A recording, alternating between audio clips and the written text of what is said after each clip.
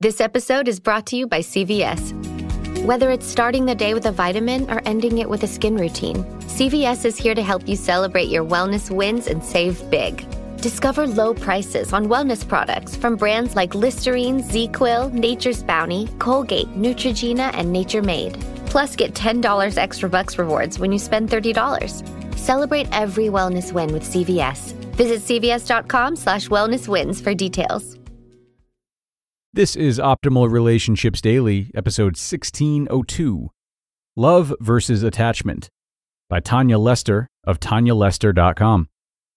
Hello, everybody. Thanks for being here once again. I'm your host and narrator, Greg Audino. Happy to be reading to you from another great article that is all about relationships, as I do every single day, including weekends and holidays. This time we'll be hearing from a brand new author, which is always something to celebrate.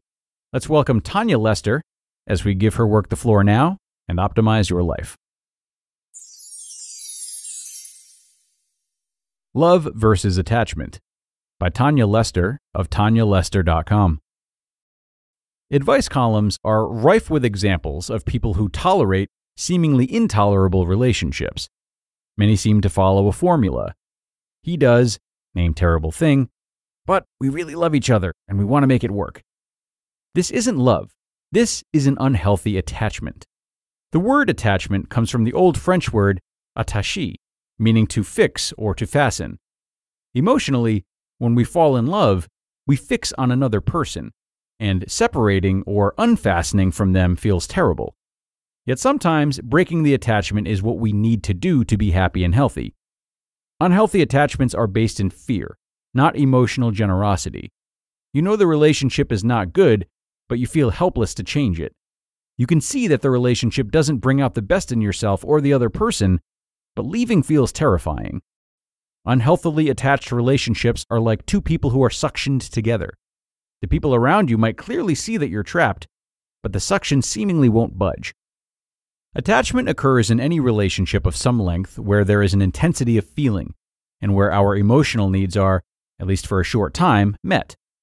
In terms of our survival as a species, it's more important that we stay with the tribe for safety and stay with a partner to procreate than to make sure that we are respected and walk away from relationships that are hurting us. In a healthy relationship, the attachment created during the euphoric first stages of romantic love encourages us to stay and build a life with the love object, even after the dizzying feelings have subsided. In this type of relationship, love deepens into interdependence, where we can meet our own needs, but we are also able to turn to a loving partner for support and reciprocate that loving support. An unhealthy relationship creates a trauma bond instead of interdependence. A trauma bond occurs when a person relies on an abuser to get their emotional needs met. The abuse itself creates the emotional needs that the abuser soothes, perpetuating the cycle of abuse. Trauma bonding is common in domestic violence, child abuse, Stockholm Syndrome, cults, and toxic work environments. Although the classic definition of trauma bonding includes one clear victim and one clear abuser, there are also instances where each partner takes turns in each role. In high-conflict couples, it can be hard to determine who is causing more damage to whom. In Tennessee Williams's famous play, Who's Afraid of Virginia Woolf, a married couple, George and Martha, attack each other, each verbal blow more incisive than the last. As audience members, we're meant to understand that deep down, they really love each other. But do they? Or can they simply not leave? Trauma bonds masquerade as love, but they are not the same thing. In any relationship where you feel victimized but also in love, a trauma bond has likely formed. An argument between people who love each other might be painful and upsetting, but it's not a scorched-to-earth situation where the participants limp away battered and broken. If you regularly have fights where vicious things are said, it doesn't mean much to say later that you didn't really mean them. If you said it, no matter how upset you were, some part of you meant it. The only other explanation is that you are just aiming to cause pain. Either way, this is not how a loving person acts, even when upset. Here's a classic example of a trauma bond masquerading as love. Catherine and Jacob were scheduled to meet me for couples therapy. The day of the first appointment came, and Jacob refused to get out of bed for the midday appointment. So Catherine showed up at my office alone, and decided to do individual therapy instead. Catherine complained that Jacob slept all day and then went out all night, not telling Catherine who he was with or where he was going. When Catherine asked, he would blow up at her for micromanaging him and treating him like a child. For her part, Catherine was secretive, hiding packages, lying about who she was with, and even stopping taking birth control when she knew Jacob didn't want a child. Catherine described their marriage as hours-long screaming matches, alternated by peaceful periods where they pretended nothing had happened. She insisted that sometimes things were good between them, and if only Jacob changed, the relationship would be perfect. One day I asked Catherine, if I were to watch a movie of you and Jacob interacting on an average day, what would I think was going on? She thought about it and said, some days we would seem completely in love. Other days you would think that we hated each other. Emotionally mature people who love each other do not behave like they hate each other. They might need some time apart. They might feel like they don't like each other very much at particular moments, but they don't act hatefully. Love sometimes involves seeing each other at our worst, in sickness and in health, for richer or poorer, etc. But it does not mean bringing out the worst in each other. Are you in a trauma bond with your partner, your family members, or a friend? Here are some signs you might be trauma bonded as opposed to in love. 1. People who love you worry about your relationship. 2. You know you aren't happy, but it feels too difficult, scary, or sad to leave. 3. You or your partner, family member, or friend say that this is the worst relationship they've ever had, yet you stay together. There are certain relationships we are encouraged to stay in almost no matter what.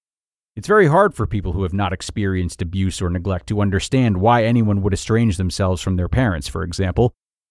But as adults, we get to choose who we stay in relationships with, even if they gave birth to us.